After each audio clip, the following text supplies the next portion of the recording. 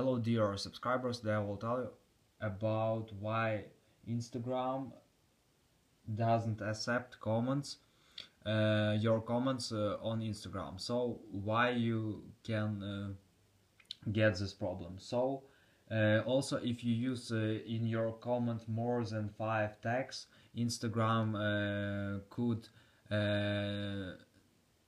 not accept this comment. And another situation it's when you use more than 30 hashtags in one comment.